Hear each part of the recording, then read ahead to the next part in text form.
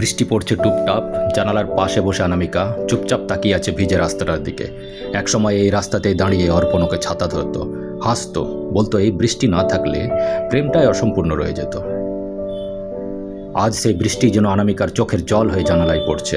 দুজনের দেখা হয়েছিল কলেজে, প্রথমে বন্ধুত্ব, তারপর ভালোবাসা।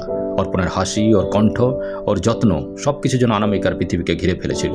তারা স্বপ্ন দেখেছিল একসাথে জীবনের পথ চলার। কিন্তু জীবন সবসময় তো গল্পের মতো হয় না। অনামিকার বাবার ছিল কড়া নিয়ম, তিনি কখনো চাননি মেয়ের প্রেমে জড়ানো। জানলে সব শেষ, তবু অনামিকা লুকিয়ে চিঠি লিখত, ফোন করত, অর্পণও লিখত। একদিন আমরা একসাথে থাকবো, সেই দিনের অপেক্ষায় আছি। কিন্তু একদিন হঠাৎ অর্পণ আর ফোন ধরল না, মেসেজের উত্তর নেই, চিঠির উত্তর নেই।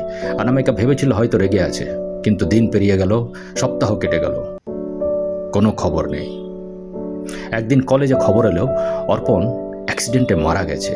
অনামিকার পৃথিবী যেন এক মুহূর্তে ভেঙে পড়ল। সে রাতে অনামিকা শুধু একটা কথা মনে করেছিল, আমি তোমায় ছেড়ে কোথাও যাব না।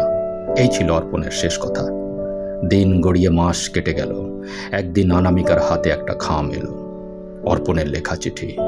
খামে শুকনো গোলাপের পাপড়ি, চিঠিতে লেখা, অনামিকা, আমি জানি আমার সময় খুব কম, ডাক্তারের কথায় বুঝে গেছি আমি আর বাঁচব না, কিন্তু তোমায় কষ্ট দিতে চাইনি, তাই দূরে সরে যাচ্ছি চুপচাপ। যদি কোনোদিন বৃষ্টি পড়ে আর তোমার জানালায় টুপটাপ শব্দ হয়, ভেবো আমি তোমার পাশে আছি ছাতা ধরে।